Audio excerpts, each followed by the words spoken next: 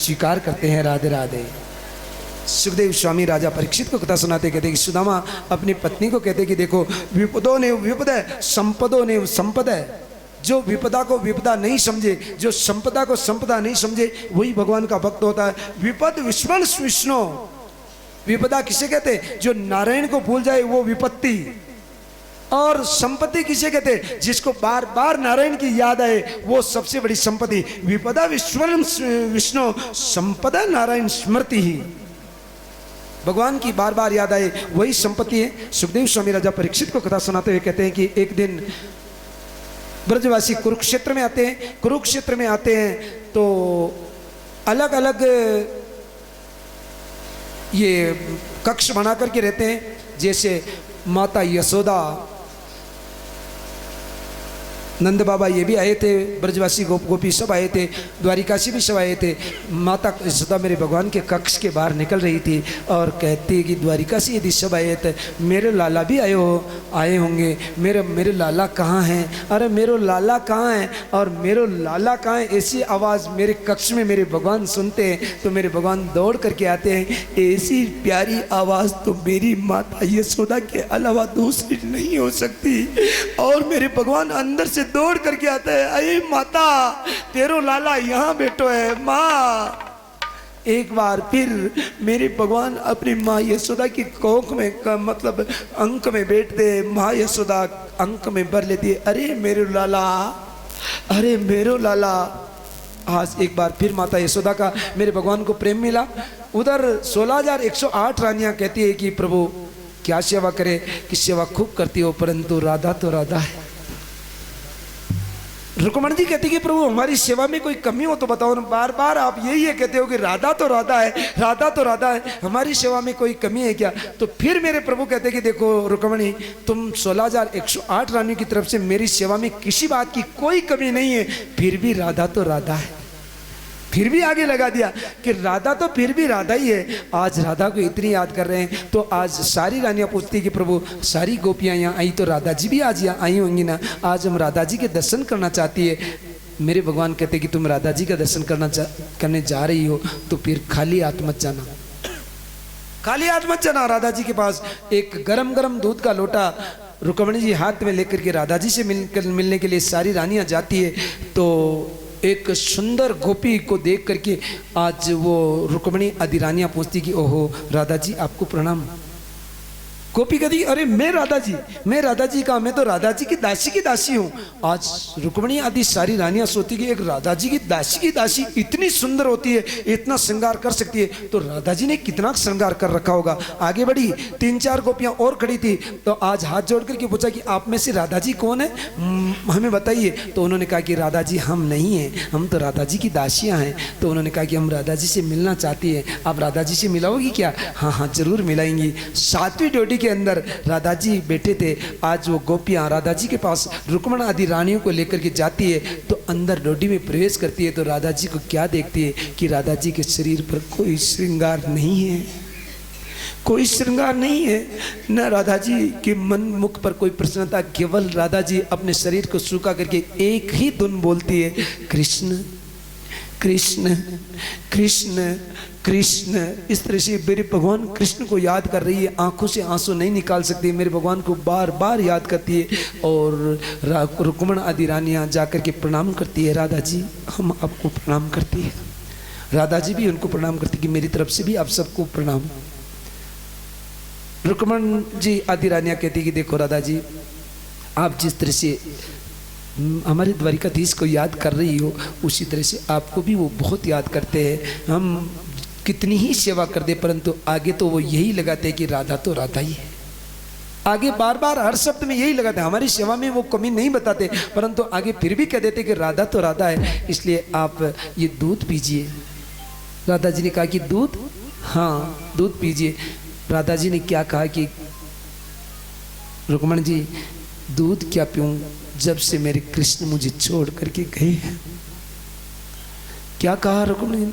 अरे रुक्मणी जी सभी रानियां सुनो कि जब से मेरे कृष्ण मुझे छोड़ करके गए हैं दूध पीना तो दूर की बात, मैंने दूध को देखा तक नहीं है। राधे राधे दूध पीना तो दूर की बात, मैंने दूध को देखा तक नहीं है, दूध नहीं पी सकती मैं। परंतु रुक्मणी जी से के मुख से अचानक निकल गया, अरे राधा जी, आपकी कृष्ण ने ही बोला है कि मेरी राधा को दूध पीने के लिए बोल देना। और राधा जी रुक्मणी जी के हाथ से दूध का पात्र चटक लेती है। क्या कहा? मेरे कृष्ण ने कहा कि दूध पीना, तो मैं मेरे भगवान की आज्ञा को कभी अवहेलना नहीं कर सकती। और गरम गरम दूध को राधा जी एक ही बार में पी जाती है।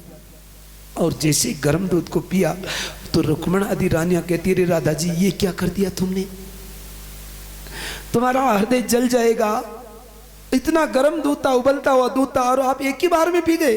कि मेरे भगवान की आज्ञा की अवहेलना नहीं कर सकती। मेरा शरीर, मेरा हृदय क्या जले, मेरा शरीर जल जाए तो भी मुझे आपत्ति नहीं। मैं मेरे द्वारिकाधीश, मेरे कृष्ण की आज्ञा की अवहेलना कभी नहीं कर सकती। राधे राधे।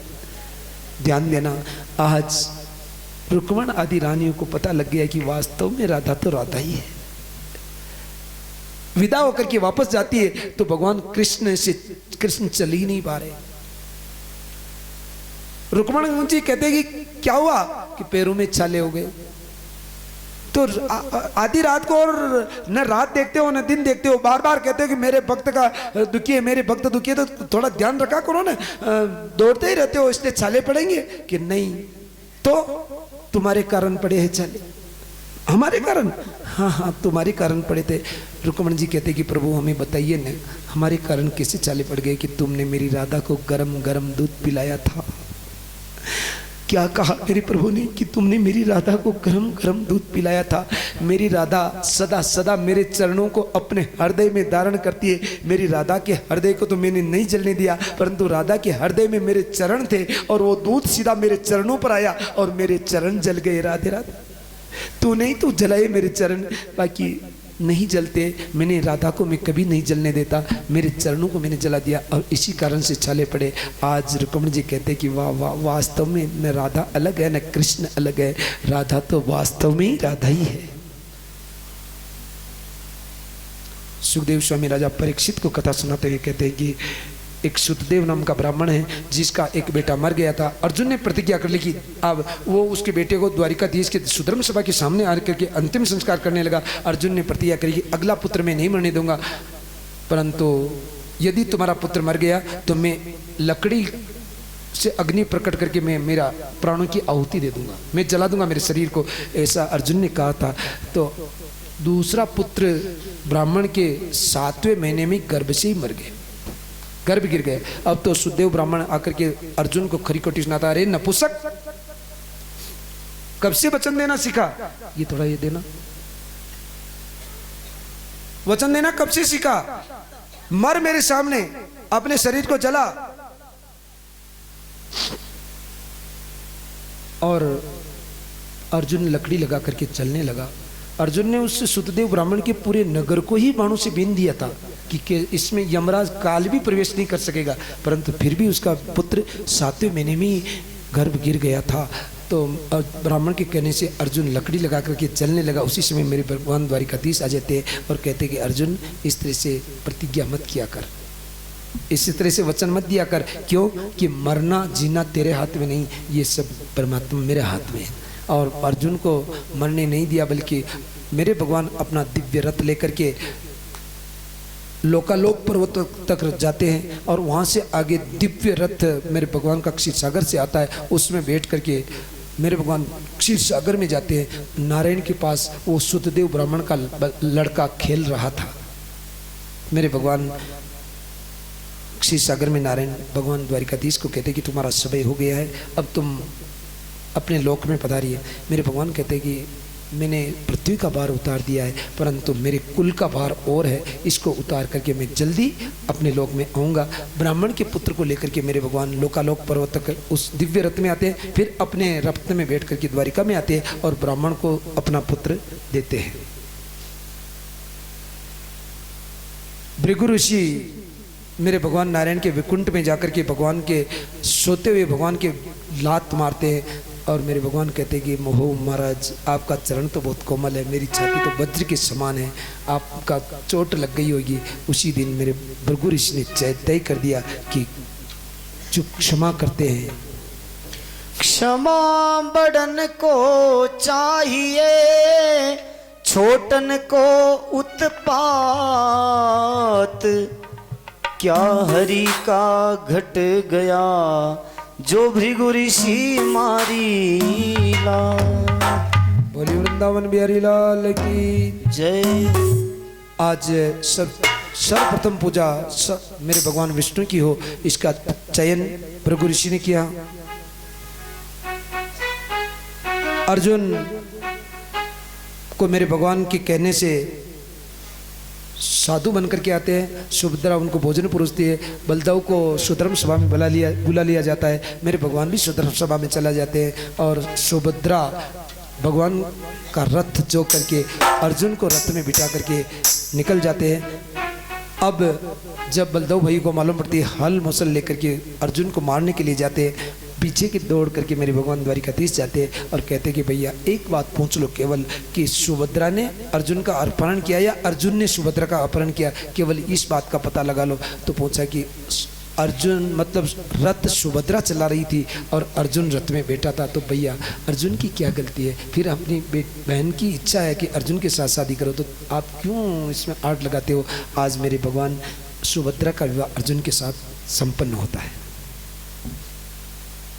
माता देवकी के कहने से माता देवकी कहती कि मुझे पता लगा कि गुरुपुत्र को तुम वापस ला करके देते हो, तो मेरे 6 पुत्र मेरे तुम्हारे मामा कंस ने मारे हैं, मैं भी एक माँ हूँ, एक बार वापस लेकर के आओ। मेरे भगवान सूतल लोक में राजा बलि के यहाँ राजा में माता देवकी के 6 पुत्र थे, 6 ही पुत्रों को ला करके वापस 8 ही पुत्र एक लाइन में खड़े हुए। माता देवकी की ममता ऐसी फूटी कि अपने स्तनों से दूध की धाराएं निकली और 8 बेटों के दूध की धाराएं। आज माता देवकी प्रसन्न हुई।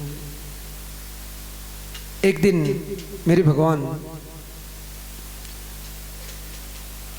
एक नरकासुर नाम का राक्षस है जो भोलेनाथ की तपस्या करता है और भोलेनाथ से वरदान मांगता है। भोलेनाथ उसको भस्मी कड़ा देते हैं और कहते हैं कि इसको जिसके ऊपर घुमाओगे उसकी मृत्यु हो जाएगी। नरकासुर ने कहा कि इसकी परीक्षा कहाँ करें, आपके ऊपर घुमा करके देखने दो। और भोलेनाथ कहा कि मेरे ऊपर। भोलेनाथ आगे आगे दौड़ते हैं और नरकासुर नाम का राक्षस भोलेनाथ के पीछे पीछे दौड़ता है। भोलेनाथ मेरे भगवान को याद करते हैं, मेरे भगवान मोहिनी रूप बना करके आते हैं और उसको कहते कि एक बार मुझे नृत्य करके बताओ तो मैं तुम्हारे साथ चलूँगी। उन्होंने कहा कि नृत्य करने लगा बस नरकासुर, और नरकासुर जब नृत्य करने लगा तो हाथ को ध्यान रख रहा था पूरा। मेरे भगवान ने कहा कि नृत्य ऐसे नहीं होता, नृत्य तो ऐसे होता है, ऐसे ऐसे करके बता। और भूल गया और हाथ को ऐसे घुमाया, नरकासुर भस्म हो जाता है, इसलिए उसका नाम भस्मासुर होता है। मेरे भगवान सुखदेव स्वामी राजा परीक्षित को कथा सुनाते एकादश स्कंद में प्रवेश करते हैं और एकादश स्कंद में प्रवेश करते हुए एक दिन मेरे भगवान अपने वंश से कहते कि देखो सदा ध्यान रखना, साधुओं का अपमान मत करना। परंतु मेरे भगवान के पुत्र हंसी में कहते कि ये सदा सदा अपने पिताजी है ना, साधु साधु साधु साधु साधु करते रहते। एक दिन सांब को, जामवती के पुत्र सांब को, सांब भगवान माता पार्वती और भोलेनाथ का मिक्स, मतलब कोई कहते हैं कि आपका रूप जैसा पुत्र चाहिए, परंतु वो दोनों का, माता पार्वती का भी और भोलेनाथ का भी स्वरूप था सांब, इसलिए तो हम कहते हैं सांब सदा शिवाय नमः। सांब जामवती का पुत्र जो मेरे साक्षात भोलेनाथ का अंश था, माता पार्वती का भी अंश था। तो सांब को स्त्री बना करके जहाँ ऋषि मुनि तपस्या करते हैं, विश्वामित्रो असित कर्णो दुर्वासा भृगु अंगिरा कश्यपो वामदेवो अत्रि वशिष्ठो नारदाय, सारे जो ऋषि तपस्या करते हैं वहाँ जाकर के कहते हैं कि महाराज आपको तो सबको मालूम पड़ती होगी क्योंकि आप तो तपस्वी हो, ये जो स्त्री है ये इसकी मन में इच्छा है पुत्र प्राप्ति हो, तो इसके पुत्र होगा या पुत्री होगी। पृष्ठुम विलज्जति साक्षात प्रभुता मोक्ष दर्शना बसौष्यंति पुत्र कामा किस्वत सज्जन्यष्यति। आप बताइए कि इसके पुत्र होगा या पुत्री। आज ऋषि महात्मा कहते हैं कि तुम भगवान के पुत्र होकर के भी हमारी परीक्षा लेने के लिए आए हो, न पुत्र होगा न पुत्री होगी। इसके कपड़े के जो लिपेट रखे हैं इसके अंदर एक मूसल निकलेगा जो तुम्हारे वंश का सत्यानाश कर देगा, तुम्हारे यदुवंश को निपटा देगा। यदुवंश सांब आदि सारे पुत्र आज डर जाते हैं और वसुदेव जी को आकर के कहते हैं कि हमें ऐसा सांप लग गया है। उस मूसल को घिस घिस करके समुद्र में डाल देते हैं, वो चूर्ण बनता है जिससे एरा बनता है। एक टुकड़ा रहा उसको एक मछली निकल जाती है, एक मछुआरा आता है, व्याध आकर के उसको अपने बाण में लगा लेता है। वसुदेव जी जब से अपने वंश को साप लगा तब से चिंता करने लगते हैं, और चिंता करने लगते हैं तो एक दिन घूमते हुए श्रीमन नारायण नारायण नारायण बोलिए वृंदावन बिहारी लाल की। नारद जी महाराज घूमते हुए आते हैं। नारद जी महाराज वसुदेव जी को कहते कि महाराज आप चिंतित क्यों लग रहे हो कि मैं तो बहुत बड़ा भाग्यशाली हूँ। क्यों कि एक तो कृष्ण बलदेव जैसे मेरे पुत्र हैं, एक मैं मथुरा और द्वारिका जैसी नगरियों का राजा हूँ, तीसरी बात आप जैसे संत जिनके ग्रह पावन भये संत पधारे आए, आप जैसे संत जिनके घर आए, तो फिर चिंता तो नहीं है। परंतु मैं एक प्रश्न आपसे पूछना चाहता हूँ कि भागवत धर्म क्या है। वसुदेव जी कहते कि मैंने भागवत धर्म के बारे में सुना है, तो भागवत धर्म क्या है इसके बारे में बताइए। तो नारद जी महाराज कहते कि आपने बहुत अच्छा प्रश्न किया, केवल 15 मिनट में भागवत को संपूर्ण कर रहे हैं। 15 मिनट है ना, समय हो गया है, 4:15 बजे है, 15 मिनट 4:30 बजे तक लगभग संपूर्ण कर देंगे। ठीक है, मंजूर है सबको ही? चलो, बाकी समय तो हो गया है। तो वसुदेव जी को नारद जी कहते हैं कि आपने बहुत अच्छा प्रश्न किया था। यही प्रश्न एक बार राजा जनक ने 9 योगेश्वरों से किया था। ऋषभदेव जी की जो 9 पुत्र योगेश्वर बन गए थे, आपने किताब में सुना है, इसी किताब में 9 ऋषभदेव जी के जो 9 पुत्र योगेश्वर बने थे, वो 9 पुत्र थे जिनके नाम थे कवि, हरि, अंतरिक्ष, प्रबुद्ध, पिपलायन, आविर्होत्र, दुमिल, चमस और करभाजन। ये 9 योगेश्वर थे।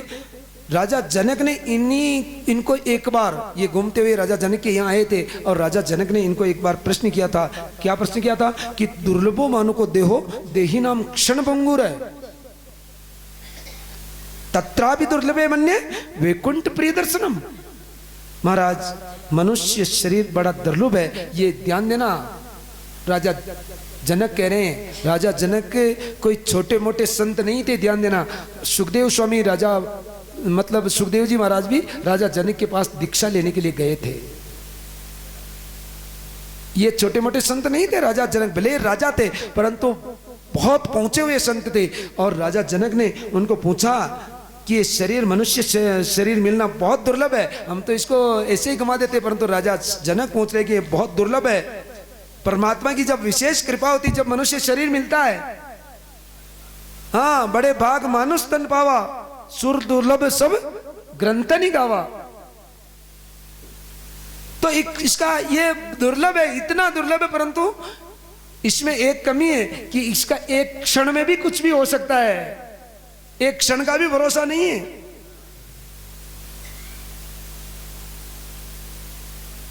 तो मुझे ये बताओ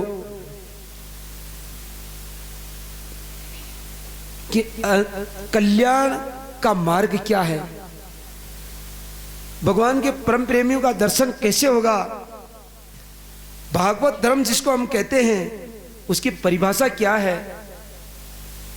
योगेश्वर बड़े प्रसन्न हो जाते हैं और भागवत का अर्थ बताते हैं राजा जनक को कि ये वे भगवता प्रोक्ता उपाया आत्मलब्धये अंज पुसाम विद्वंसाम विद्यम भागवताम हितान। आत्मा के कल्याण के लिए भागवत क्या है समझना। आप पूरी भागवत 7 दिन तक सुनी, परंतु एक लाइन में पूरी इसका अर्थ आज 9 योगेश्वर राजा जनक को बता रहे हैं कि आत्मा के कल्याण के लिए परमात्मा ने जो सबसे प्रथम उपदेश दिया उसको भागवत कहते हैं। राधे राधे। आत्मा के कल्याण के लिए परमात्मा ने जो सर्वप्रथम उपदेश दिया वही भागवत है। सुना आपने? सर्वप्रथम उपदेश दिया था ब्रह्मा जी को आत्मा के कल्याण के लिए चतुश्लोकी भागवत के रूप में। मेरे भगवान कहते हैं कि देखो, जीवन में जो भी काम करो नवयोगेश्वर राजा जनक को कह रहे कि जीवन में जो भी काम करो, परमात्मा ये कहते हैं कि परमात्मा को समर्पण कर दो। एतत् कर्म श्री कृष्णार्पण मस्तु यत् करोसि यत्नासि यज्जोसि यद्ददाति यतः मैरपितम मनोर्बुद्धि ययात्मा संपर्शिति तदि। नवयोगेश्वर कह रहे हैं कि शरीर से, मन से, इंद्रियों से, अपनी वाणी से परमात्मा को हर दृष्टि से आप जिस तरह से जिसमें परमात्मा का दर्शन करोगे वही भागवत धर्म है। कायेन वाचा मनसेन्द्रिया बुद्धि आत्मा अनुसृत भावात् करोति यत् सकलम परस्मै नारायणेति समर्पयेत्। इस तरह से नवयोगेश्वर आज राजा जनक को भागवत धर्म का उपदेश बताते हैं। नवयोगेश्वर मेरे भगवान राजा जनक से प्रस्थान करते हैं। नारद जी महाराज वसुदेव जी की चिंता मिटाते हुए कहते हैं कि जो तुम्हारे पुत्र कृष्ण है ये कोई साधारण पुत्र नहीं है, ये साक्षात परमपिता परमात्मा, ये परब्रह्म है, आपको चिंता करने की आवश्यकता है नहीं। ब्रह्मा जी मेरे भगवान के पास देवताओं के साथ में आते हैं और मेरे भगवान की स्तुति करते हैं और ब्रह्मा जी कहते हैं कि प्रभु आपका समय हो गया है, अब आप यहाँ से पधारिए। मेरे भगवान कहते हैं कि मेरा समय तो हो गया परंतु मेरा कुल जो इस धरती पर बहुत बड़ा भार है, मैं इस भार को मिटा करके मैं आ रहा हूँ। ऐसा जब ब्रह्मा जी मेरे भगवान को कह रहे थे तो उद्धव जी को ये मालूम पड़ गया कि मेरे भगवान गोलोक धाम जाने वाले हैं। तो उद्धव जी मेरे भगवान के चरणों में गिर पड़ते हैं और कहते हैं कि प्रभु आप जा रहे हो परंतु ये भगवान के भक्त किसके भरोसे रहेंगे। मेरे भगवान कहते कि उद्धव मेरा कहीं आना जाना नहीं होता, मेरा कहीं आना जाना नहीं होता। मैं जब लोगों को दिख जाता हूं तो कहते हैं कि भगवान आ गए और मैं नहीं देखता हूं तो कहते हैं कि भगवान चले गए, परंतु वास्तव में मेरा कहीं आना जाना नहीं होता। उद्धव ने कहा कि भगवान कलयुग आ रहा है, यहां बहुत अधर्म बढ़ जाएगा तो फिर कल्याण कैसे होगा लोगों का। तो मेरे भगवान कहते कि आपकी प्राप्ति कैसे होगी। तो मेरे भगवान कहते कि एक चीज को पाने के लिए दूसरी चीज का त्याग करना पड़ेगा, एक चीज को पाने के लिए दूसरी चीज। उद्धव कहते कि मैं समझा नहीं प्रभु। तो मेरे भगवान कहते कि संसार से वैराग्य और मेरे प्रति अनुराग, यदि ये दो चीज जिसके पास होगी तो मेरी सदा सदा उनको प्राप्ति होती रहेगी। संसार से वैराग्य और मेरे प्रति प्रेम। उद्धव ने कहा कि प्रभु वैराग्य, वैराग्य क्या होता है। तो मेरे भगवान कहते हैं कि वैराग्य 3 प्रकार का होता है। कौन सा। एक मरकट वैराग्य, एक शमशान वैराग्य और एक सच्चा वैराग्य। मरकट वैराग्य कौन सा होता कि बस थोड़ी बहुत कुरबुर हो गई और महाराज ने कह दिया कि मैं तो अटी रे बगल तैयार, और थोड़ी देर में बस जाए देखिए कि न चल रहा तो आप लोग क्या होगा, आप तो जबागले अटी रे बगले कह रहा, आप वापस बस में बैठ गया। महाराज कहा मैं रेजा तो हटे मग पोता की घनी याद आ रही मन, दूजी तो बाकी तो खोई की याद ना आ रही मन, छोटो पोतो है ना उसकी याद आ रही मन। तो वो है एक मरकट वैराग्य, जो कुछ मान ला घर में कोई अशांति होती है वैराग्य आ जाए और घर से निकल जाए और बस स्टैंड जाकर के वापस आ जाए। दूसरा वैराग्य शमशान वैराग्य, जो शमशान वैराग्य में अर्थी को लेकर के जाते हैं और राम नाम सत्य है, सत्य बोलिया गत है और अपन सबनी ई रास्ता पे चालनो एक ही कोने अट सब ये अटकाटी रह जाए।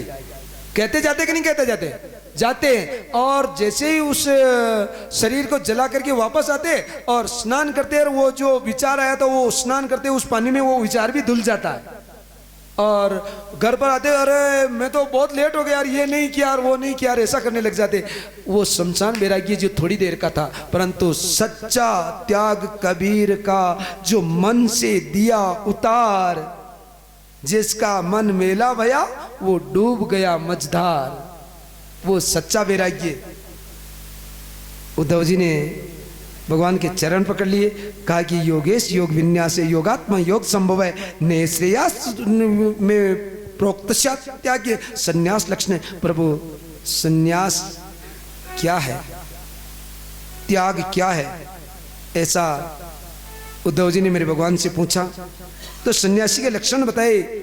दत्तात्रेय जी की कथा सुनाते हुए कहते हैं कि दत्तात्रेय जी जिन्होंने 24 गुरु बनाए, जिन्होंने, कहते हैं कि जीवन में गुरु तो दो होते हैं, एक दीक्षा गुरु और एक शिक्षा गुरु। एक गुरु वो भी होते हैं जो हमें यज्ञोपवीत संस्कार देते हैं, परंतु जीवन में केवल दो ही नहीं होते गुरु। दत्तात्रेय जी कह रहे दो ही नहीं होते, मैंने 24 गुरु बनाए। ध्यान देना, आजकल क्या करते हैं, एक गुरु से दीक्षा ले लेते हैं और गुरु से वापस कभी मिलने का मौका ही नहीं मिलता, क्योंकि गुरु कहाँ इस दक्षिण दिशा में और शिष्य उत्तर दिशा में, और शिष्य दक्षिण दिशा में तो गुरु उत्तर दिशा में, कभी मिलते ही नहीं। परंतु ध्यान देना, जिनसे जो कुछ शिक्षा मिल जाए वही गुरु होते हैं।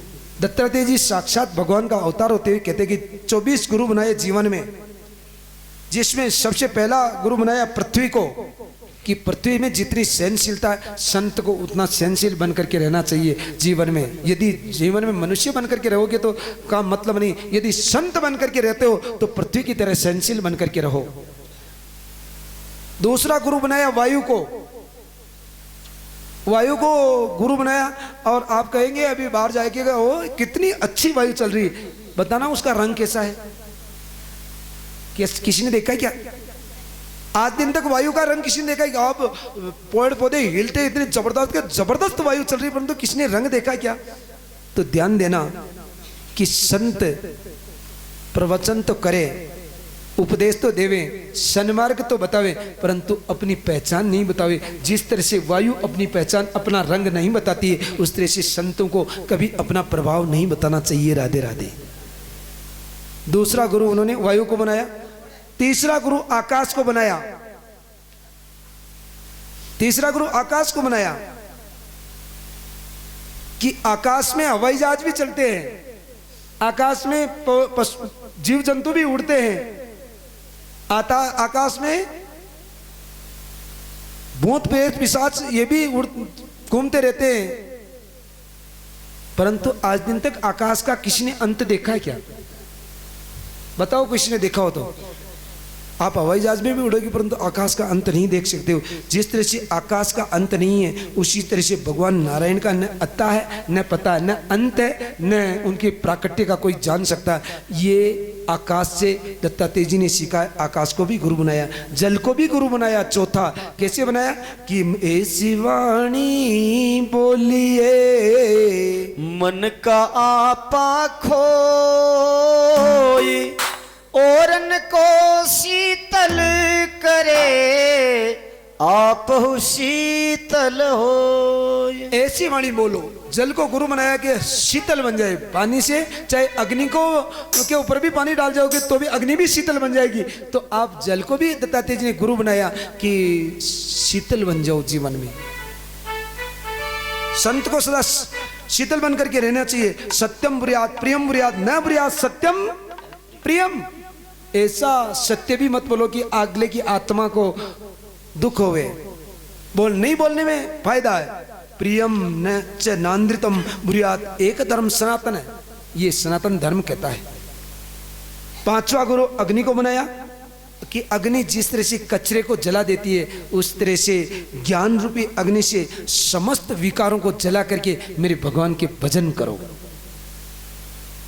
छठा गुरु चंद्रमा को बनाया कि चंद्रमा एक दिन छोटा होता है, दूसरे दिन वापस दूसरे दिन बड़ा हो जाता है, इस तरह से पूर्णिमा के दिन पूरा हो जाता है।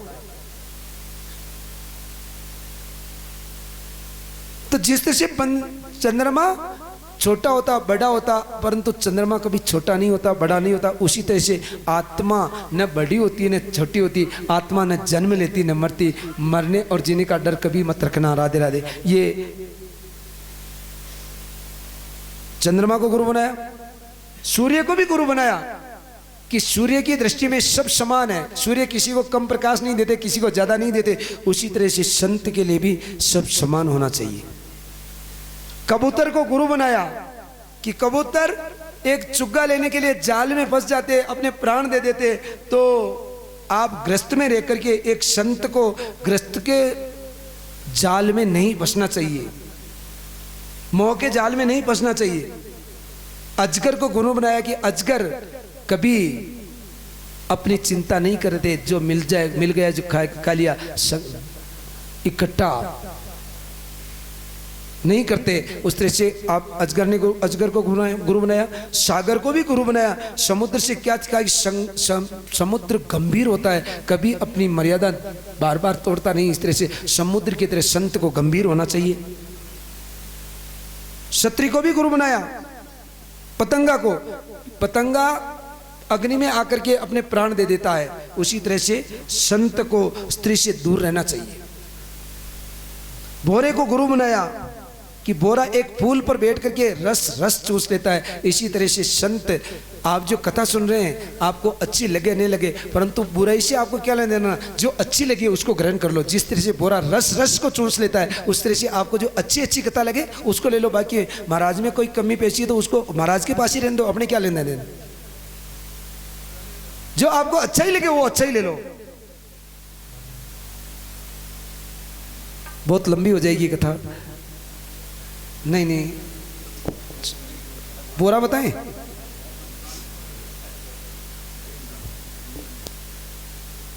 अच्छा लाइन चल रही है, चलो ठीक है फिर तो। नहीं फिर तो बढ़िया बात ना, हम तो सोच रहे थे समय ज्यादा लग जाएगा फिर। 13वां गुरु मधुमक्खी को बनाया। मधुमक्खी एक रस ला करके छाता बना करके उसकी सुरक्षा करती है, परंतु उसको पा नहीं सकती। राधे राधे।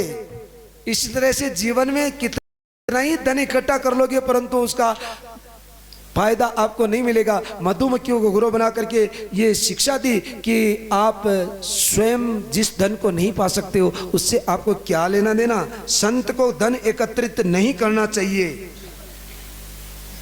क्योंकि धन इकट्ठा करोगे तो जिस तरह से मधुमक्खी उस रस की रखवाली कर रही है, एक दिन एक आदमी आता है और उसको हटा करके उस रस को ले लेता है। उस तरह से आप धन इकट्ठा करोगे तो केवल रखवाली करने में ही रहोगे, आपके वो काम नहीं आएगा। राधे राधे। मधुमक्खी को 13वां गुरु बनाया। 14 गुरु हिरण को बनाया।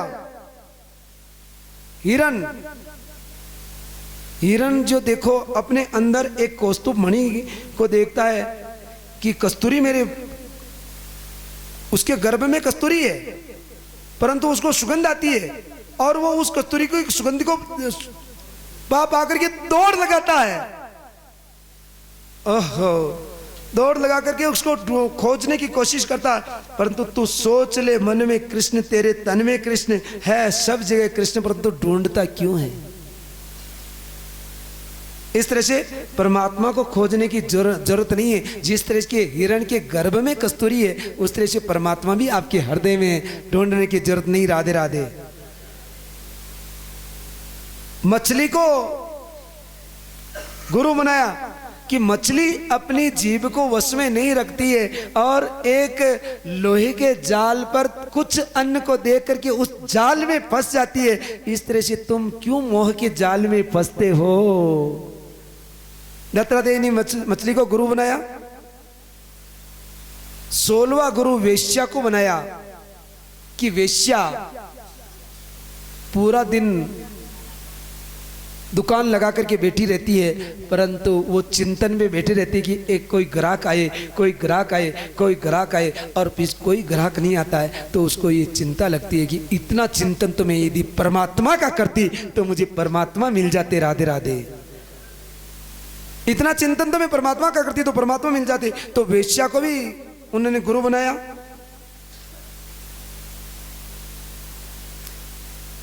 सत्रहवां गुरु कुरूर पक्षी को बनाया, जो संग्रह करने के लिए अपने प्राण त्याग देता है। कुरूर पक्षी को गुरु बना करके दत्तात्रेय जी कहते हैं कि संग्रहण करने की मतलब इकट्ठा करने की प्रक्रिया को छोड़ो, त्याग दो। 18वां गुरु, मेरे भगवान ने एक छोटे बालक को बनाया। छोटे बालक को बना करके ऐसे शिक्षा ली कि छोटे बालक को ध्यान दो। क्यों बनाया छोटे बालक को गुरु? छोटे बालक को आप एक चांटा मार दो, एक थोड़ी देर के लिए वो उसके आंसू आ जाएंगे, रोने लग जाएगा, और वापस आप एक थोड़ी सी दुकान से लेकर के एक कुरकुरे की थैली पकड़ा दो, वापस एकदम खुश हो जाएगा। तो मनुष्य को अपने अपमान में और अपने सम्मान में एक समान रहना चाहिए। बालक को गुरु बनाया। दत्तात्रेय जी ने एक कुमारी कन्या को गुरु बनाया। कुंवारी कन्या को कैसे बनाया कि कुंवारी कन्या को जिस तरह से एक संत को एक कुंवारी कन्या, जैसे चूड़ी पहनते ना हाथ में चूड़ी, तो 6 चूड़ियां होगी तो भी आवाज खन खन खन खन की आवाज आएगी। 2 चूड़ी होगी तब तक भी आवाज आएगी, परंतु 1 चूड़ी हाथ में रहने के बाद आवाज आती है। तो संत को और कुंवारी कन्या को कभी किसी के संग में नहीं, अकेली संग में नहीं जाना चाहिए और अकेले भजन करना चाहिए। कुंवारी कन्या को भी कभी किसी पर पुरुष के साथ में नहीं जाना चाहिए और संत को भी किसी संग में नहीं जाना चाहिए, क्योंकि जैसा संग करेंगे वैसा रंग चढ़ेगा, और जैसा रंग चढ़ेगा वैसा आपका अंतरंग बनेगा। जैसा संग करोगे वैसा रंग चढ़ेगा, और जैसा रंग चढ़ेगा वैसी तरंगे उठेगी जीवन में, और जैसी तरंगे उठेगी वैसा आपका अंतरंग बनेगा, और अंतरंग बनेगा तो आपका अंतरंग यदि बिगड़ गया तो भगवान की प्राप्ति नहीं हो सकती। कुंवारी कन्या को गुरु बनाया। सर्प को गुरु बनाया। 20 नंबर लग गए। 19 पे कुंवारी कन्या, 20 पे सर्प। सर्प एक जैसे बिल बनाता है, तो सर्प से ये सीखा कि वो सर्प बिल बना करके उस बिल में कुछ रह नहीं सकता, इधर उधर घूमता रहता है। इस तरह से सन्यासी को कभी आश्रम बना करके नहीं रहना चाहिए, घूमते फिरते हुए भजन करना चाहिए। राधे राधे। आश्रम बना करके रहोगे तो उस आश्रम में उसकी आसक्ति हो जाएगी और वो भजन नहीं कर पाएंगे।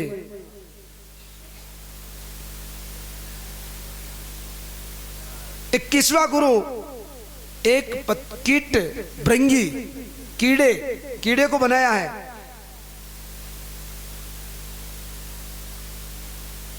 कीड़ा एक अपने जीवन को ही जैसे एक पुष्प में बैठता है, रात्रि को पुष्प खिलता है और दिन में वो पुष्प बंद हो जाता है और उसकी सुगंध के लिए अपना प्राण ही छोड़ देता है। तो हम उस कीड़े की तरह मत नहीं बनना है कि हमारा जीवन उस एक जाल में बंद हो जाए, मोह के जाल में, और हम अपना प्राण ही छोड़ दे, तब तक हमारा कल्याण ही नहीं कर सके। भृंगी कीट को भी गुरु बनाया। 22वां हाथी को गुरु बनाया। हाथी को गुरु बनाकर के कहा कि हाथी को एक खड्डा खोदा और ऐसा लगा हाथी को कि ये हथनी है, और वो उसके प्रेम में पागल होकर के उसमें प्राण देने के लिए तैयार हो गया। तो हाथी की तरह हाथी को गुरु बना करके कहा कि किसी का स्पर्श संत को नहीं करना चाहिए। वो हाथी नहीं समझ गया उसको, और कामत्व भाव जागृत हो गया। तो साधक को चाहिए कि कभी यदि साधना कर रहे हो तो नारी का स्पर्श नहीं करे। 23वां गुरु लुहार को बनाया कि लुहार इतना मन मस्त होता है अपने काम में कि उसके बाजार के बाहर चाहे कितने ही बाजे बजे तो भी उसको कोई पता नहीं रहता, वो अपने काम में मस्त रहता है। तो एक साधक को भी चाहे संसार में क्या हो रहा है उससे कोई लेना देना नहीं, अपने भगवान के भजनों में मस्त रहना चाहिए, एक लुहार की तरह। लुहार को गुरु बनाया। और अंतिम गुरु अपने शरीर को बनाया। अपने शरीर को अंतिम गुरु बनाया। दत्तात्रेय जी ने कहा कि इस शरीर का कोई भरोसा नहीं है। मोह निशा जग सोहनिहारा सोहनिहारा, देख स्वप्न अनेक प्रकारा।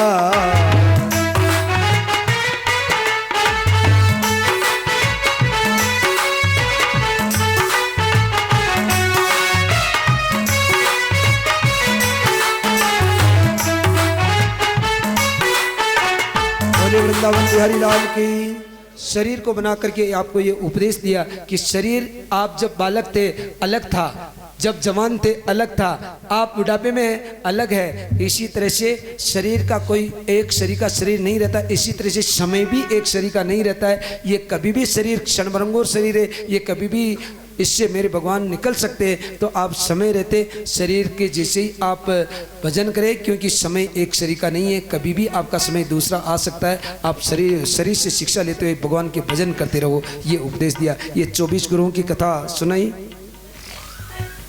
आज सुखदेव स्वामी राजा परीक्षित को कथा सुनाते हुए कहते हैं कि प्रभास क्षेत्र में मेरे भगवान अपने यदुवंशियों को लेकर के जाते हैं।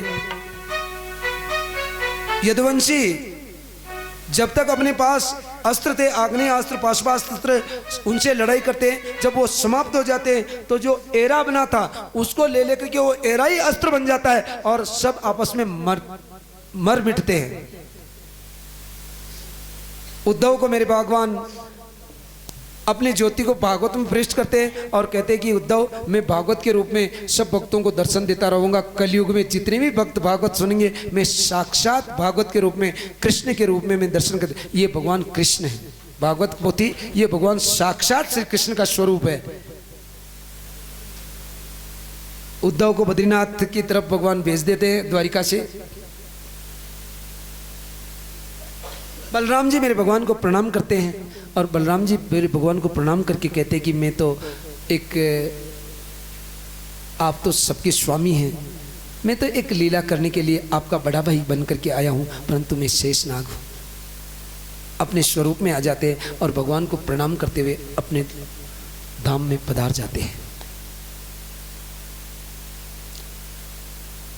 मेरे भगवान प्रभास क्षेत्र में एक पीपल के पेड़ के नीचे शयन करते हैं और एक वो जो बहिलिया व्याध भगवान को शिकार समझ करके अपना बाण चला देता है।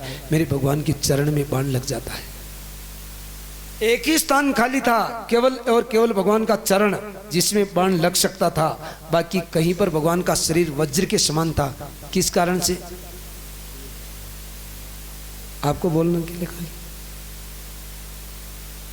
ये तो पहले बताते, जब नहीं बताया तब तो मानते आप। ध्यान देना, कोई बात नहीं, बहुत बहुत धन्यवाद। फिर भी याद रखा इनके लिए, इन्होंने ताली बजाओ एक बार, अब नहीं भूलेंगे इनको, इन्होंने पक्का याद कर लिया। एक बार दुर्वासा ऋषि कथा ही बहुत ज़्यादा बढ़ जाती है, क्या करें। दुर्वासा ऋषि एक बार घूमते हुए द्वारिका में आए और मेरे भगवान आवाज़ लगाई कि मुझे कोई मेहमान रखने वाला है क्या। तो मेरे भगवान कृष्ण निकल करके कहते हैं कि हाँ हम हैं आपको मेहमान रखने के लिए। दुर्वासा ऋषि कहते हैं कि मुझे जानते हो क्या। मेरे भगवान ने धीरे से कहा कि हाँ हाँ जानता हूं, आप दुर्वासा ऋषि हो। तो फिर कहा कि अच्छी तरह से जानते हो क्या। तो भगवान ने धीरे से फिर कहा कि हाँ हाँ अच्छी तरह से भी जानता हूं, आप भोलेनाथ के अंश हो। आपने माता अनुसुईया की कथा सुनी थी ना सबने। ये भोलेनाथ के अंश है दुर्वासा ऋषि। अब तो हाँ जानते तो, परंतु कहा कि मैं मेरी इच्छा हो जो प्रसाद पाऊं, मैं मेरी इच्छा हो जैसे रहूं, तुम्हें मंजूर है क्या। हाँ क्या मंजूर है। एक दिन तो कुटिया बना करके अलग रहे और अपनी कुटिया में आग लगा दी। अब कुछ कहते सकते नहीं। दूसरे दिन कहा कि मैं जो प्रसाद मांगू वो बनना चाहिए। मेरे भगवान ने कहा कि जो प्रसाद मांगोगे जो बन जाएगा। क्यों कि 16,108 कक्ष है, एक कक्ष में कह देंगे ये इस हर अलग अलग पकवान बनाना। तो जो आप मांगोगे ये 16,108 कक्ष में इतने तो पकवान ही नहीं बनते। हाँ जो चाहिए जो मिलेगा। एक दिन कहा कि मुझे खीर चाहिए। माता रुक्मिणी आवाज लगाती, खीर किसने बनाई है। जामवती जी ने कहा कि खीर मैंने बनाई है, आप लेकर के आओ। हमेशा ये नियम था कि माता रुक्मिणी आवाज़ लगाती थी, जिस रानी के पास जो पकवान था वो लेकर के दुर्वासा ऋषि का सत्कार कर देते थे। आज जैसे खीर लेकर के माता रुक्मिणी मेरे भगवान को देते हैं और भगवान दुर्वासा ऋषि को प्रसाद पाने के लिए बोलते हैं। मेरे दुर्वासा ऋषि आधी खीर को पा लेते, आधी खीर झूठी बची उसको भगवान के ऊपर फेंक देते। कहा कि इसको अपने शरीर पर लपेट लो। मेरे भगवान अपने शरीर पर उस प्रसाद को समझ करके, संतों का प्रसाद समझ करके पूरे शरीर पर उसका लेप कर देते हैं। परंतु जिस समय में खीर के पात्र को फेंका था, मेरे भगवान की खीर झूठी खीर लगी थी, रुक्मणी जी को हंसी आ गई। रुक्मणी जी को हंसी आ गई। दुर्वासा ऋषि को क्रोध आएगा, रुक्मणी हंसी गई मेरे, थर थर कांपने लगे। दुर्वासा ऋषि का क्रोध कोई सहन नहीं कर सकते थे। मेरे भगवान ने पूरे शरीर के लेप किया और दुर्वासा ऋषि ने पूछा कि लेप कर दिया पूरे शरीर का? हाँ कर दिया। कोई शरीर का अंग बाकी तो नहीं प्रभु, केवल मेरे चरण बाकी है, बाकी सब जगह से मैंने लेप कर दिया। आपका प्रसाद में चरणों पे कैसे लगा था? दुर्वासा ऋषि ने कहा कि अब कोई तुम्हारे बाण लगाएगा तो केवल चरण पर लगेगा, बाकी यदि तुम चरण पर भी लेप कर देते तो तुम्हारा पूरा शरीर वज्र का बन जाता, तुम्हारी कोई बाण नहीं लगा सकता था। राधे राधे। आहा। अब फिर दुर्वासा ऋषि को क्रोध आ गया कि रुक्मणी मेरे खीर का पात्र फेंकने से हंस गई, अब मुझे रथ लेकर के आओ, रुक्मणी को रथ में जूतो और एक तरफ आप जूत करके मुझे द्वारिका में भ्रमण करवाओ। द्वारिका में भ्रमण कराते मेरे भगवान दुर्वासा ऋषि को अपने रथ में बिठाते, एक तरफ माता रुक्मणी, एक तरफ मेरे भगवान कृष्ण, और रथ में जोत करके द्वारिका में भ्रमण करा रहे। माता रुक्मणी को प्यास लगती है, मेरे प्रभु से प्रार्थना करती है कि प्रभु मुझे बहुत प्यास लग रही है, मैं आपके अलावा किसको कह सकती हूँ। मेरे प्रभु ने जल प्रकट करके माता रुक्मणी को जल पिला दिया। मेरे दुर्वासा ऋषि बहुत क्रोधित हो जाते हैं कि मेरी आज्ञा के बिना रुक्मणी को जल कैसे पिला दिया, तुम रुक्मणी का त्याग करो। मेरे भगवान रुक्मणी जी का त्याग करते हैं। आज भी द्वारिका में मेरे भगवान के द्वारिकाधीश के मंदिर में रुक्मणी जी का स्थान नहीं, बल्कि काफी दूर रुक्मणी जी का मंदिर है। राधे राधे। समुद्र के किनारे। ध्यान देना, भगवान की कृपा हुई तो अगले सावन में द्वारिकाधीश के यहाँ कथा करेंगे। भगवान की कृपा हुई तो देखो, हम तो वैसे तो हर बार ऐसे डायरेक्ट घोषणा करते कि वहाँ कथा करेंगे, वहाँ करेंगे। ये आज कथा चल रही है।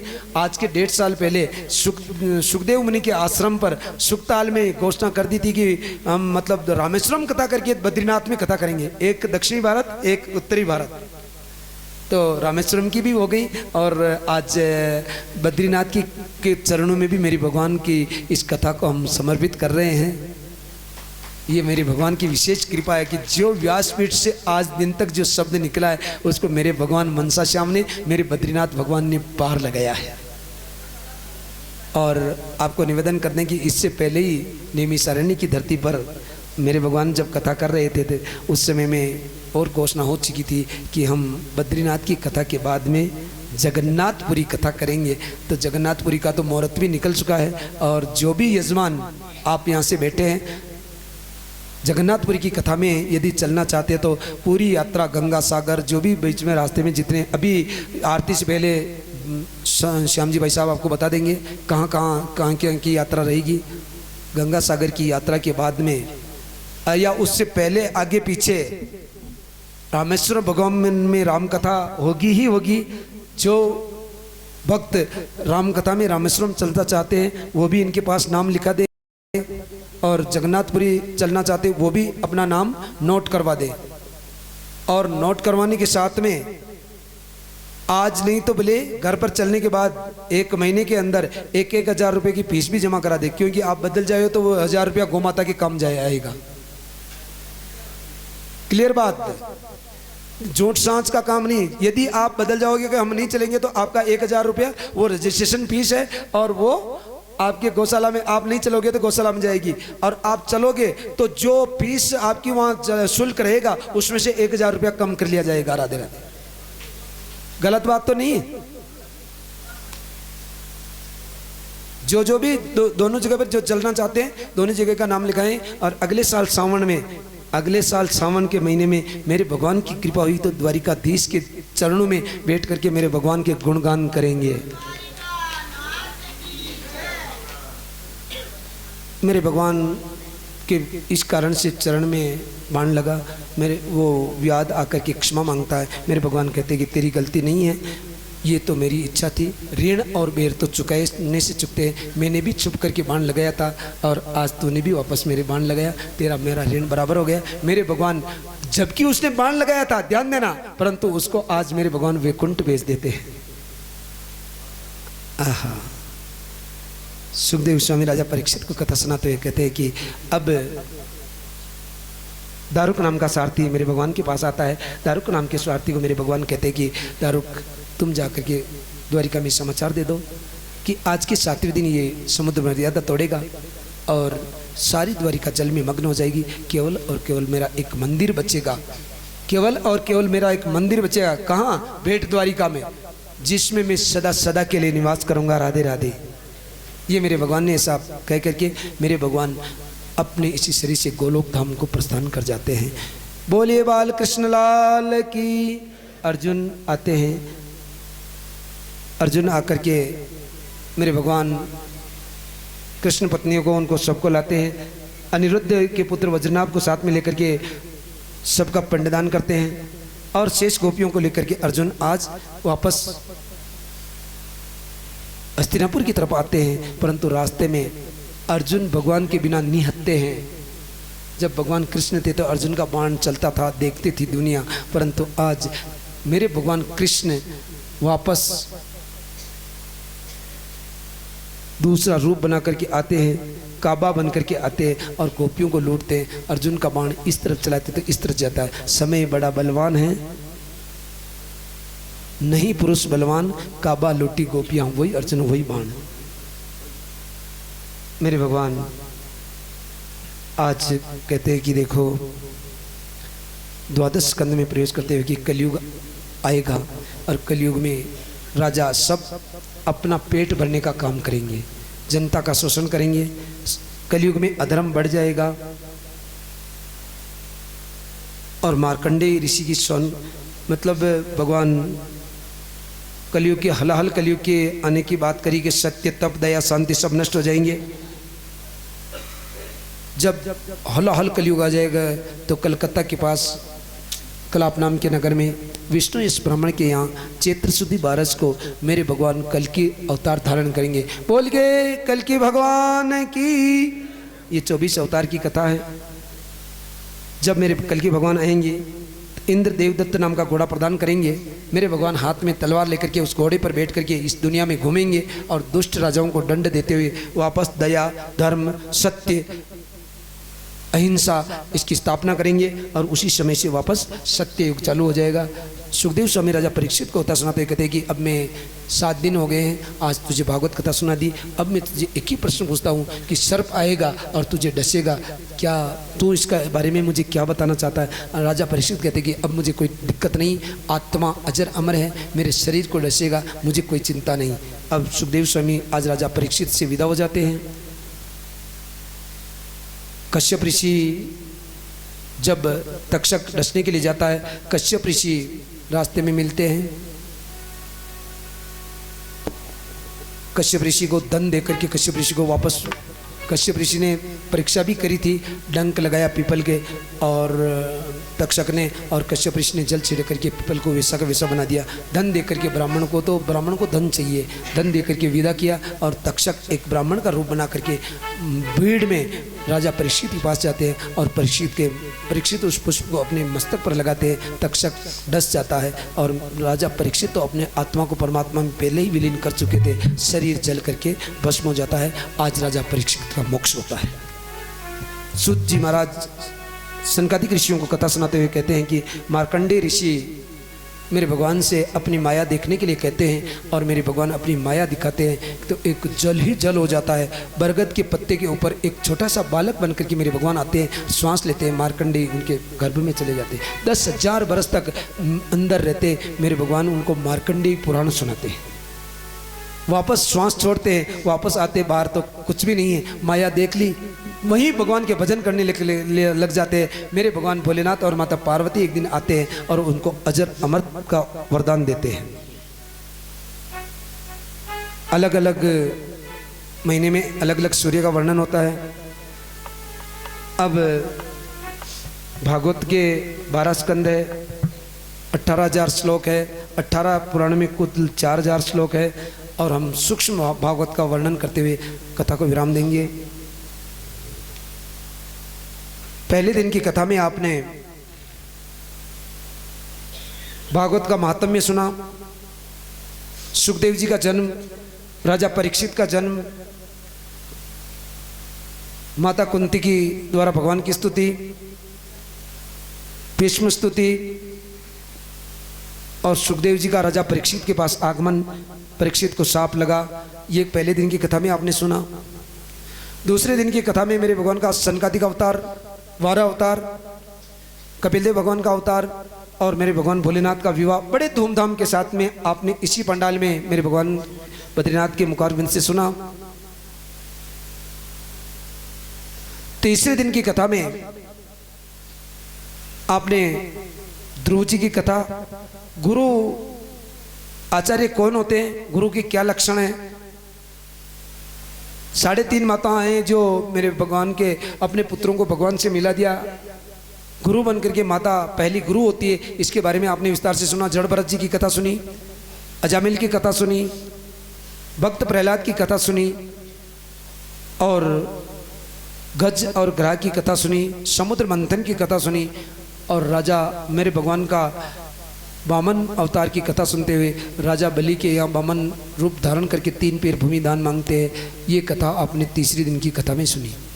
चौथे दिन की कथा में आपने मेरे भगवान की राम कथा का बड़ा आनंद लिया और अंत में आपने मेरे भगवान कृष्ण का अवतार और एकादशी की कथा, अम्बरीश की कथा, ये कथा सुनी।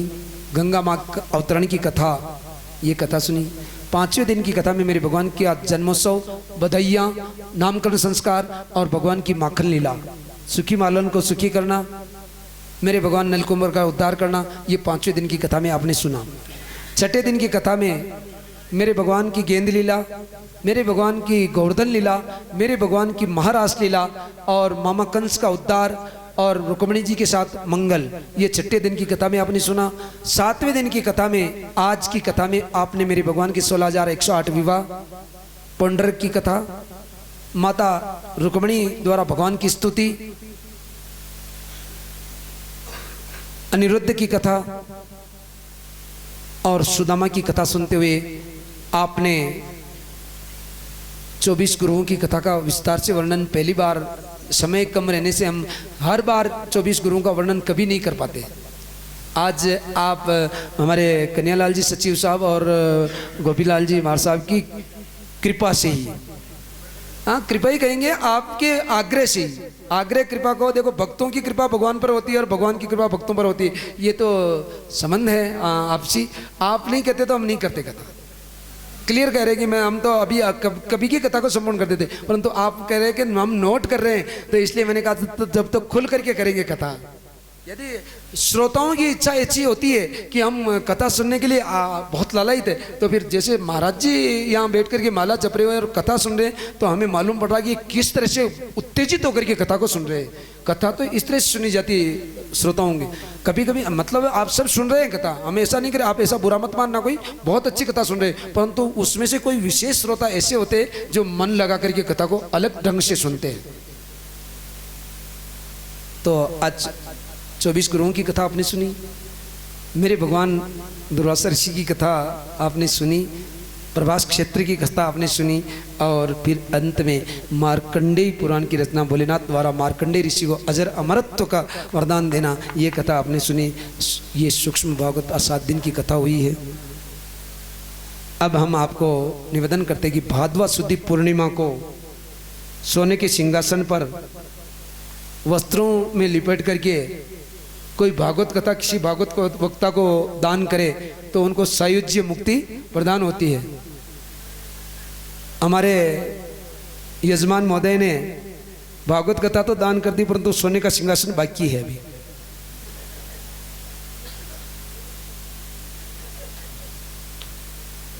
ताली बजाइए हमारे यजमान महोदय, और हमारे गुरु भी है शंकर जी भाई साहब ने ये भागवत कथा जो आपके सामने विराजमान साक्षात भगवान श्री कृष्ण के रूप में, इन भगवान श्री कृष्ण को आपने ही मुझे भगवान से मिलाया है।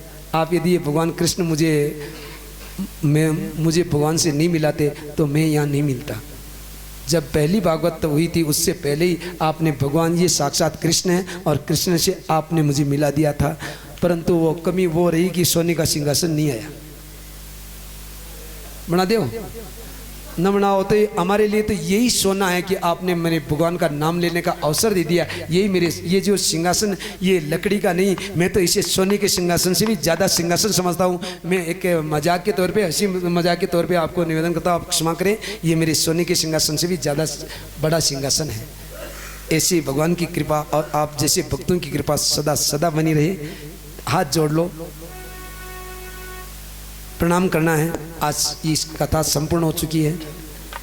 जिन भगवान विष्णु ने हमारी आत्मा के कल्याण के लिए, परमात्मा ने पहली बार जो उपदेश दिया ब्रह्मा जी को भागवत के चतुश्लोकी भागवत के रूप में, उन भगवान परमपिता परमात्मा नारायण को, हम विष्णु भगवान को हम प्रणाम करते हैं। सब एकदम सही मुद्रा में बैठ जाए, भजनों की मुद्रा में, और फिर भगवान को ये देखो अंतिम समय चल रहा है, भगवान ये समर्पण का है और पूर्णावती का समय है। तो उन विष्णु भगवान को हम प्रणाम करते हैं। जिन ब्रह्मा जी ने उस चतुश्लोकी भागवत को अपने मानस पुत्र नारद जी को प्रदान किया, उन ब्रह्मा देव को हम बार बार दंडवत प्रणाम करते हैं। जिन नारद जी महाराज ने उसी चतुश्लोकी भागवत को वेदव्यास जी को प्रदान किया, उन नारद जी महाराज को हमारा बार बार कोटि कोटि वंदन। और जिन वेद व्यास जी महाराज ने इसी बद्रिका आश्रम के बद्रीनारायण के क्षेत्र में इस चतुश्लोकी भागवत को 18,000 श्लोकों में विस्तारित कर दिया, उन वेद व्यास जी महाराज को हमारा कोटि वंदन। जिन वेद व्यास जी महाराज ने 18,000 श्लोकों में इसको विस्तार करके अपने ही पुत्र सुखदेव जी महाराज को इस भागवत कथा को सुनाया, उन सुखदेव जी महाराज को भी हमारा बार बार वंदन। जिन सुखदेव जी महाराज ने इसी भागवत को राजा परीक्षित को सुनाया, उन राजा परीक्षित को भी हमारा बार बार प्रणाम, क्योंकि राजा परीक्षित ने सभी प्रत्येक संसारी एक मनुष्य के लिए, प्राणी मात्र के लिए इस भागवत का उपदेश संसार के लिए प्रचारित कर दिया। इससे राजा परीक्षित को हम बार बार प्रणाम करते हैं। और जिन बद्रीनाथ भगवान ने इस भागवत को 7 दिन तक आप जैसे भक्तों को सुनाया, मैं बद्रीनाथ को बार बार दंडवत प्रणाम करता हूँ। और अंत में 7 दिन तक आप अपने शरीर को कष्ट देते हुए इस भागवत को सुना, इसलिए मैं आप सभी भक्तों को व्यासपीठ से बार बार वंदन करता हूँ। ध्यान देना, जाने अनजाने में मुझे आप सभी ने बोलने का अधिकार दिया, व्यासपीठ पर आप लोगों ने बिठाया,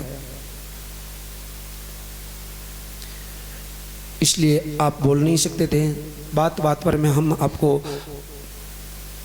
भला बुरा कहते थे, उसमें आपको अच्छा भी लगा होगा, बुरा भी लगा होगा, परंतु जो भी आपको बुरा लगा है, मैं आपका ही हूँ और आप हमारे हैं, इसलिए आप हमें क्षमा करें।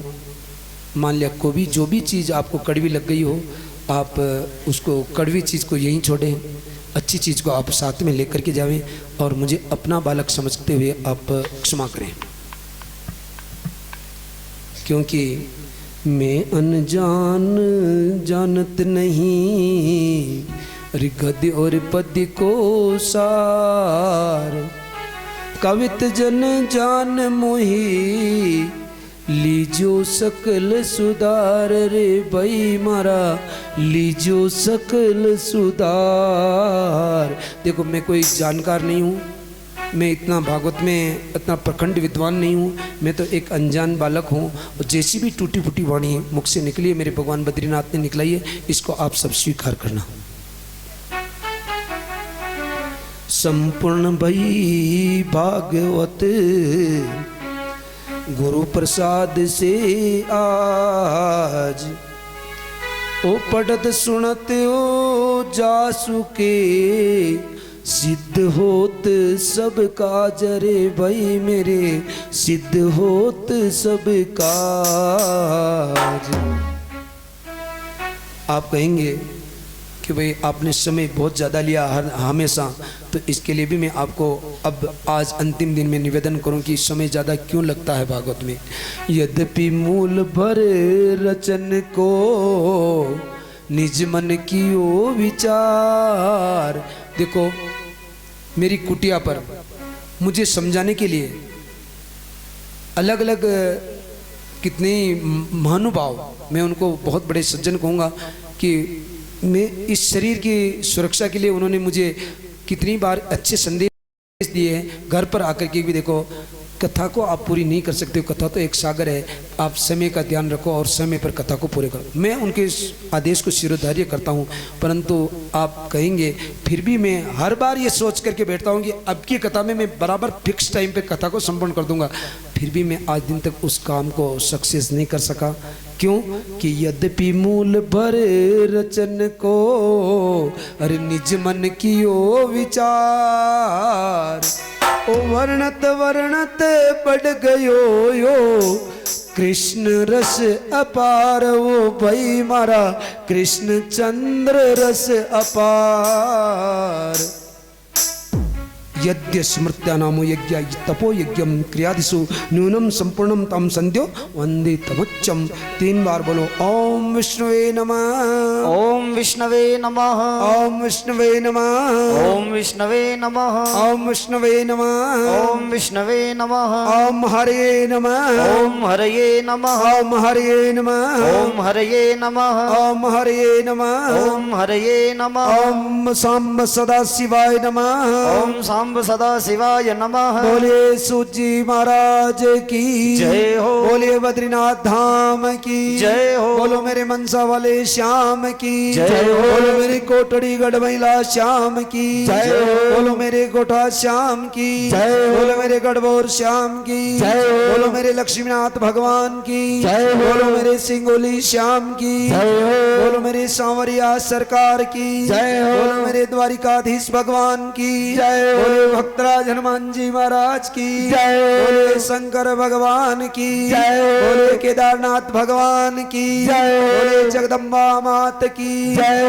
बोले गौ माता की जय हो, बोले तुलसी महारानी की जय हो, बोले सुखदेव जी महाराज की जय हो, बोले वेदव्यास जी महाराज की जय हो, बोले संत भगवान की जय हो, बोले भक्तोर भगवान की जय हो, बोले आज के आनंद की जय हो, बोले बस्ती नगर की जय हो, बोले सत्य सनातन धर्म की जय हो, बोले वैदिक सत्य सनातन धर्म की जय हो, जय जय श्री राधे, जय जय श्री राधे, जय जय श्री राधे श्याम।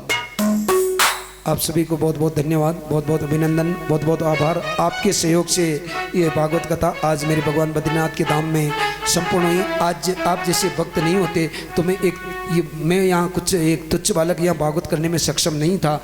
आपके सहयोग से आगे भी भागवत संपूर्ण होगी और आज पहले भी जितनी भी भागवत संपूर्ण हुई है आप जैसे भक्तों के सहयोग से हुई है। मैं भगवान से प्रार्थना करता हूँ कि आप जैसे भक्तों का सहयोग सदा सदा मिलता रहे और ऐसे भागवत कथाएँ चलती रहें।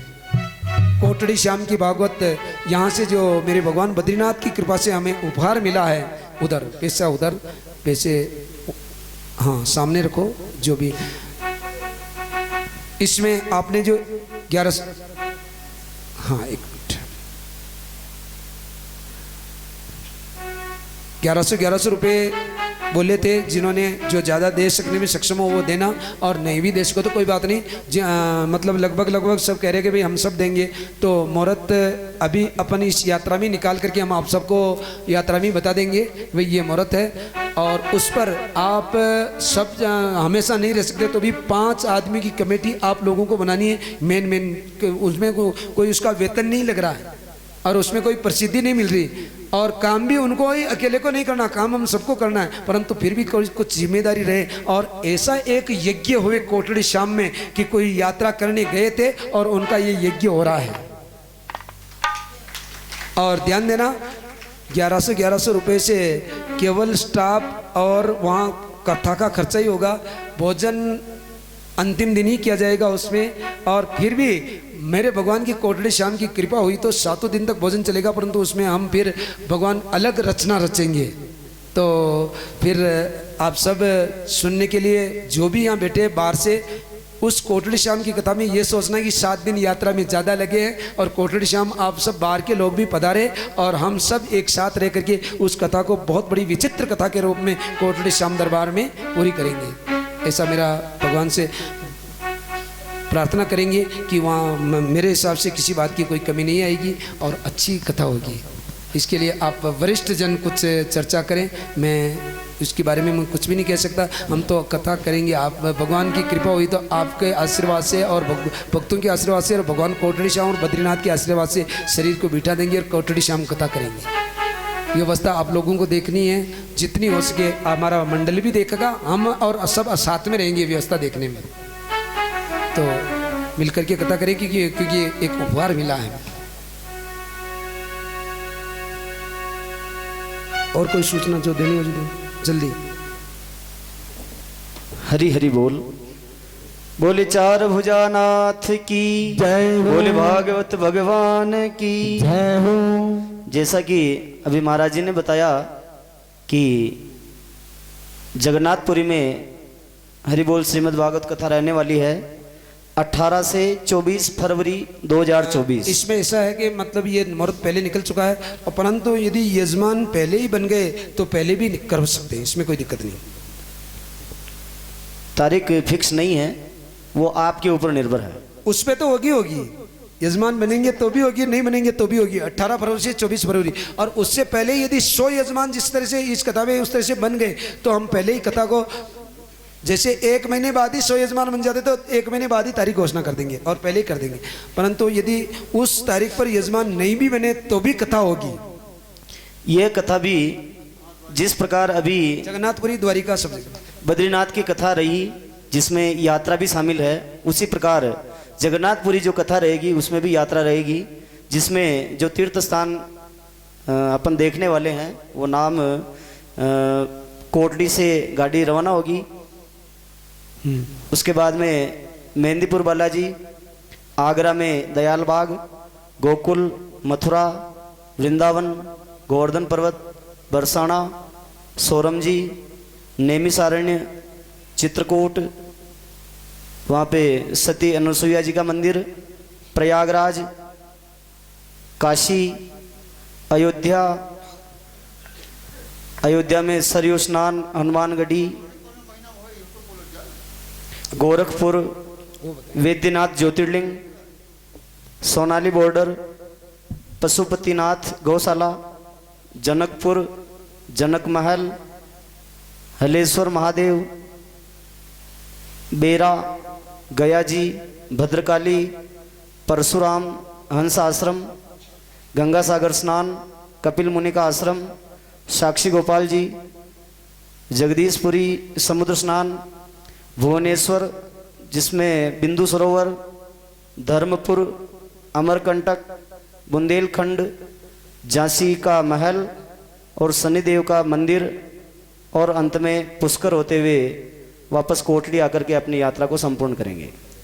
जो भी भक्तजन चलना चाहते हैं संपर्क करें और अभी से ही अपना नाम बता देवें। गंगा सागर तो भी आ गया, गंगा सागर आ गया।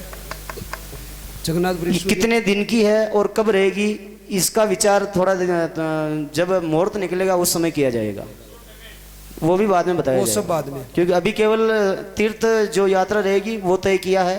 अब इसके आधार पर कितने दिन लगेंगे और कितनी राशि अपने को लेनी है ये बाद में बताया जाएगा।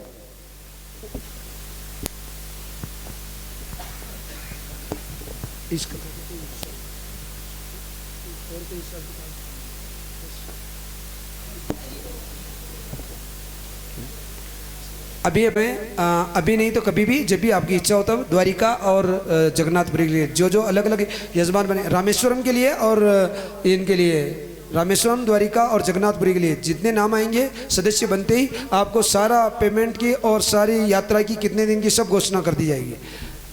पधारिए, 2 मिनट का संकीर्तन। कोटड़ी में नाम कथा भी है परंतु उसका मुहूर्त अब निकलेगा।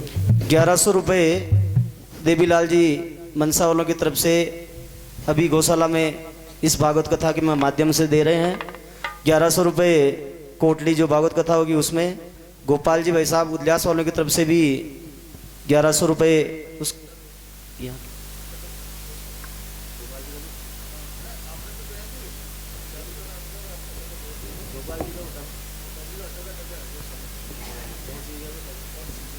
हरपुरा से बंवर सिंह जी जो पधारे हैं उनकी तरफ से 501 रुपये यहाँ कथा में गौशाला में है। गोपाल जी की तरफ से भी 1100 रुपये और इनकी तरफ से भी 1100 रुपये। आप एक काम करो, अभी संकीर्तन कर लो, जी सबका पैसा नोट कर लो और संकीर्तन होने आरती होने के बाद आप घोषणा कर देना, हमें नीचे उतरना। और बंवर सिंह जी हरपुरा वालों की तरफ से 1000 रुपये।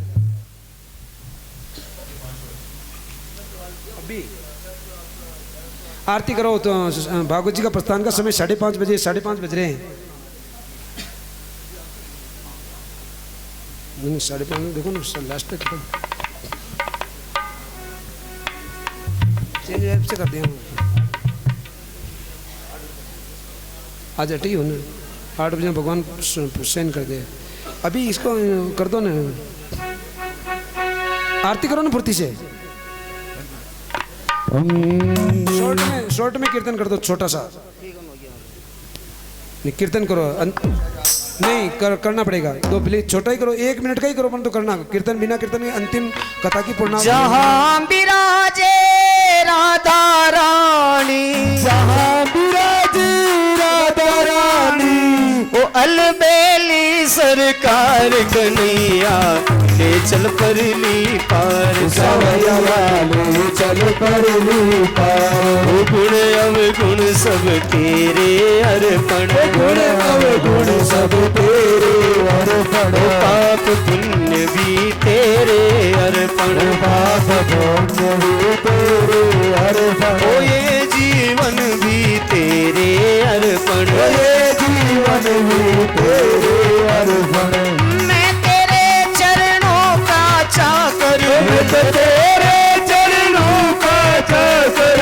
तू मेरा प्राण आधार कन्हैया ले चल परली पार। सवैया ले चल परली पार। तेरी आस लगा बैठा हूँ, तेरी आस लगा बैठा हूँ। मैं अखियाँ खूब थका बैठा हूँ, अखियाँ खूब थका बैठा हूँ। अपने आप लुटा बैठा हूँ, अपने आप लुटा बैठा हूँ। सांवरिया में तेरी रागिनी, कानोड़ा में तेरी रागिनी। तू मेरा राग मल्हार कन्हैया ले चल परली पार। सवरिया ले चल परली पार। तेरे बिन कोई चाह नहीं है, तेरे बिन कोई चाह नहीं है। कोई सूझती राह नहीं है, कोई सूझती राह नहीं है। ओ जग की अब परवाह नहीं है, जग की अब परवाह नहीं है। बहुत हुआ अब हार गया मैं, बहुत हुआ अब हार गया मैं। मत छोड़ो मझधार कन्हैया ले चल परली पार। सवरिया ले चल परली पार। आनंद घन यहाँ बरस रहा है, आनंद घन यहाँ बरस रहा है। पत्ता पत्ता हरस रहा, पता पता हरस रहा है। पी पी कर कोई तरस रहा है, पी कर कोई तरस रहा है। ओ मेरे प्रियतम मेरे माझी, मेरे प्रियतम मेरे माझी। कर दो बेड़ा पार कन्हैया ले चल परली पार। सवरिया ले चल परली पार। ओ सांवरिया ले चल परली। बोले वृंदावन बिहारी लाल की आरती करने वाले हो इनसे कनेक्शन जोड़ लेना आपस में, और 5 मिनट में आरती पूरी करनी है। वैसे 15 मिनट है, फिर भी 5-7 मिनट में आरती पूरी। एक सूचना भी है, सुबह प्रातः 6 बजे चाय तैयार हो जाएगी, 6:30 बजे यहाँ से गाड़ियाँ रवाना हो जाएगी। उसी हिसाब से आपको जल्दी उठना है और जल्दी तैयार होना है। ज्वाला ज्वाला ज्वाला ज्वाला देवी नमोस्तुते। कपूर गौराम करुणावतारं संसार सारं दिव्यहारं। सदा वसन्तं हृदयारविन्दे भवं भवानी सहितं नमामि। भवानी चैतन्य धर धर मुरली बजैया की आरती कृष्ण कन्हैया की। कृष्ण तुम मथुरा जन्म लियो, श्याम तुम्हें पूरा जन्म लियो नंद घर मंगलाचार कियो, नंद घर मंगलाचार कियो। यशोदा जय हो यशोदा यशोदा गोद की लैया की आरती कृष्ण कन्हैया की। धर धर मुरली बजैया की आरती कृष्ण कन्हैया की। कृष्ण तुम यशोदा के छैया, श्याम बलदाऊ के भैया। वन वन जय हो वन वन जय हो। वन वन देनु चरैया की आरती कृष्ण कन्हैया की। धर धर मुरली बजैया की आरती कृष्ण कन्हैया की। कृष्ण तुम कंसासुर मार्यो, श्याम तुम भूमि भार टालो। कालिया नागन दैया की आरती कृष्ण कन्हैया की। धर धर मुरली बजैया की आरती कृष्ण कन्हैया को। धर धर मुरली बजैया की आरती कृष्ण कन्हैया की। धर मुरली बजैया की आरती कृष्ण कन्हैया की। कृष्ण तुम अर्जुन के प्यारे, श्याम हो भक्तन रखवाले। जमुना तट जय हो बद्रीनाथ जय हो। कोटड़ी में रास रचैया की आरती कृष्ण कन्हैया की। यमुना रास रचैया की आरती कृष्ण कन्हैया की। गुस्सा मत करो भाई, आराम से प्रेम से कर लो, प्रेम से।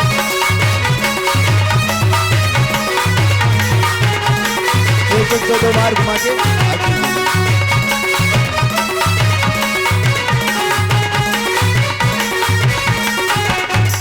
आरती गाते कृष्णानंद, आरती गाते कृष्ण मन में होता अति आनंद। मन में होता अति आनंद। विनय है लाज रखैया की आरती कृष्ण कन्हैया की।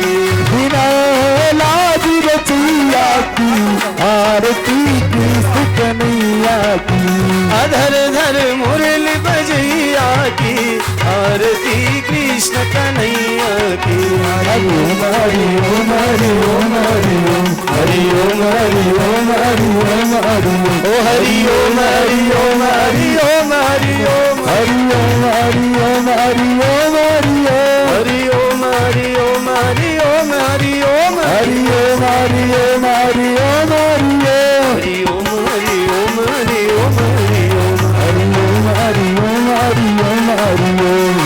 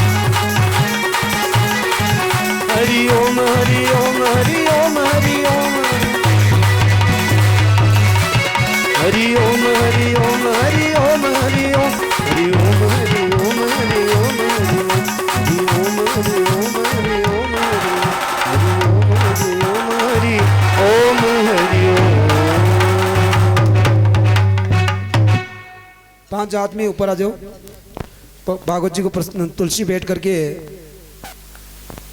हमें भी तुलसी दे दो और भागवत जी को प्रस्थान करवा दो, विदा करवा दो। फिर अपन धीरे धीरे विदाई करेंगे, वहाँ तो भी दिक्कत नहीं। अभी बहुत बढ़िया समय है और शुभ समय में मेरे भगवान का भागवत जी, अभी तो 10 मिनट बाकी है, फिर भी आप 10 मिनट से पहले ही भागवत जी को विदा कर दो।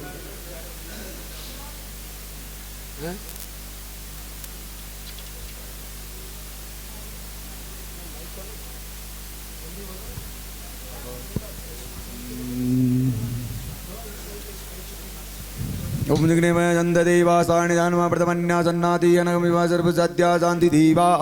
ओम राजाय प्रसन्नाय नमो विश्वाय गुरुमे घामान जप गाम गाम मह्यम गाभीश्वर जातु वीराय नमः विश्वाय नमः राजाय नमः। ओम स्वस्ति राज्यं भोज्यं स्वराज्यं वैराज्यं परमेष्टं राज्यं महाराज्य विद्यं समध्यानि कराडे प्रजास्ते लोको वृत्तो वृत्तेदारुपच आविद्याग्दवि विश्वदेवता विश्वदा मद्गुतो तुमको विश्वतो पावृत्याद्यावा भूमि जनयन्तीव एक विक्षिताभ्यो नमो नमः। ओम एकदन्ताय विद्महे वक्रतुण्डाय धीमहि तन्नो दन्ति प्रचोदयात्। ओम नारायणाय विद्महे वासुदेवाय धीमहि तन्नो विष्णु प्रचोदयात्। ओम कात्यायनी च विद्महे कन्याकुमारी च धीमहि तन्नो देवी प्रचोदयात्। ओम हंसाय विद्महे परमहंसाय धीमहि तन्नो सद्गुरु प्रचोदयात्। ओम रघुनाथाय विद्महे द्वारपालाय धीमहि तन्नो भैरव प्रचोदयात्। ओम हंसाय विद्महे परमहंसाय धीमहि तन्नो सद्गुरु प्रचोदयात्। ओम तत्पुरुषाय विद्महे महादेवाय धीमहि तन्नो रुद्र प्रचोदयात्। नाना सुगंधि पुष्पा